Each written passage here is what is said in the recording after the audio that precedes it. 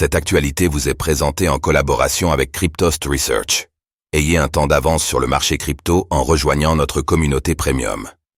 Célébrités et crypto-monnaies, un gigantesque réseau d'arnaques mis à jour en France. Élise Lucet, Kylian Mbappé, Jamel Debbouze ou encore Zinedine Zidane. Les fausses publicités utilisant l'image de célébrités de France et d'ailleurs se sont multipliées ces dernières années. Un rapport de Namessiel Group vient éclairer ce vaste réseau, à l'organisation complexe. Zoom sur une nébuleuse désormais bien établie.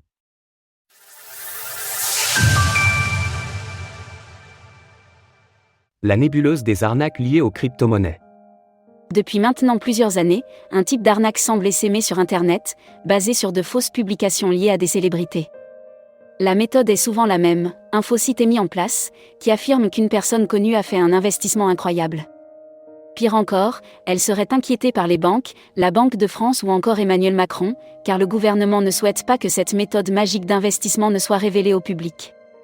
Ces publications sont bien sûr fausses, mais elles trompent régulièrement leurs victimes, qui peuvent envoyer des fonds importants. Cryptost a publié des articles sur plusieurs arnaques de ce type au fil des ans. Celles-ci sont très nombreuses, et semblent se multiplier dès que l'une d'entre elles est décelée. Un rapport récent de la société d'analyse Nameshield vient éclairer les raisons. Ce vaste réseau d'arnaques est très organisé, et il existe des « kits » pour les reproduire à l'infini. Dans un long document, l'entreprise détaille les méthodes utilisées, et comment les arnaqueurs ont réussi à monter un réseau d'une telle ampleur. Il faut noter qu'il s'agit d'un réseau international, qui est présent dans de multiples territoires. Il est bien implanté en France, où l'on voit régulièrement passer des sites basés sur le même modèle. Dès 2020, nous notions que l'arnaque Bitcoin Révolution utilisait l'image de Kylian Mbappé pour promettre aux investisseurs des gains extraordinaires. Au point que ce dernier avait dû porter plainte. Depuis, les exemples se sont multipliés. Sur le site Bitcoin 360, c'est Jamel Debbouze qui apparaissait avec un prétendu investissement secret qui terrorisait les banques. D'autres noms sont couramment cités, souvent des personnalités particulièrement aimées des Français, comme Zinedine Zidane ou encore Yann Barthès. Cette année, la campagne qui a visé la présentatrice Élise Lucet avait pris une telle ampleur que cette dernière a dû publier des avertissements sur les réseaux sociaux. Là aussi, des publications sur les réseaux sociaux affirmaient qu'un scandale avait éclaté et que la présentatrice avait révélé un secret que la France n'était pas prête à entendre. Les publications sont partagées par des comptes sociaux en apparence légitimes, qui ont été récupérés par les arnaqueurs. Si l'on clique sur les liens, on est souvent redirigé vers des sites qui ont également l'air sérieux. Les arnaqueurs ont en effet mis en place des adresses qui reprennent les codes visuels de grands médias comme Le Monde ou Libération. Un lecteur peu attentif pourra donc croire qu'il est bien présent sur un média reconnu.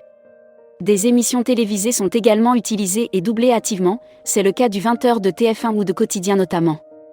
Nameshield note que ces articles sont a priori automatisés et publiés par des personnes qui ne parlent pas français de manière native. Pour preuve les fautes de grammaire et mauvaises traductions, ainsi que des incohérences entre les marques et les journalistes présentés. Le rapport affirme aussi que des précautions sont prises pour que les publicités présentes sur les réseaux ne soient pas décelées. Toutes les publications ne conduisent pas systématiquement vers un faux article de presse. Il arrive qu'elles pointent vers des pages de e-commerce sans aucun rapport avec les crypto-monnaies. Ceci permet de tromper le dispositif de vérification des contenus sponsorisés mis en place par Meta. Comme nous avons pu le vérifier plusieurs fois depuis quelques années, si l'on renseigne son numéro de téléphone sur un de ces formulaires, on est appelé par un expert financier dans les minutes qui suivent. Ce dernier peut être très convaincant, esquivant les questions sur la nature de l'investissement. Le conseiller guidera pas à pas sa victime pour qu'elle s'inscrive sur un faux site sur lequel faire un paiement. De manière alternative, il pourra demander l'installation d'un logiciel. Dans tous les cas, le but est le même, alimenter un faux compte de trading en promettant des gains importants et automatisés. Une très vaste nébuleuse avec des sites copier-coller. Le rapport de Nameshield montre l'ampleur du réseau. Rien que pour la France, ce sont plus de 700 sites qui ont été mis en place. Au sein des multiples constellations d'annonceurs, un réseau se dessine nettement qui rassemble les diffuseurs d'encarts utilisant des noms de domaines ou des sous-domaines proches de lemonde.fr et libération.fr ou contenant le terme clé « news ». Ces sites sont enregistrés sous des pseudonymes, ils ne sont bien sûr pas liés à des personnes réelles.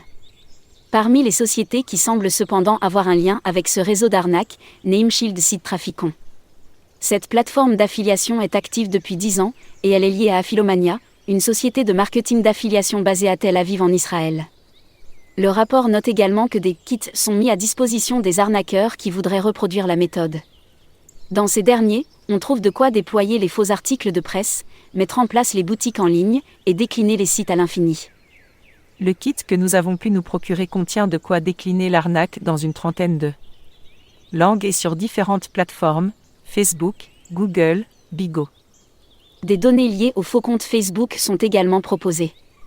Elles permettent de tromper la vigilance de Meta pour continuer à relayer les faux articles. Nameshield note une nette hausse des arnaques de ce type ces derniers mois. Elle serait peut-être liée au halving qui a eu lieu récemment et qui a suscité une nouvelle vague d'attrait pour le Bitcoin et les crypto-monnaies. Il est en tout cas difficile de pister les malfaiteurs, dont le réseau d'ampleur n'est pas circonscrit à un territoire. Nos recherches sur le sujet ont vu le nom de Milton Group revenir fréquemment. Cette organisation créée en 2016 et initialement basée à Kiev possède plusieurs centres d'appel en Ukraine, en Albanie et en Géorgie. Il se pourrait que cette organisation soit impliquée dans la vaste escroquerie en cours. Prudence donc si vous voyez des sites faire la promotion de méthodes d'investissement miraculeuses portées par des célébrités.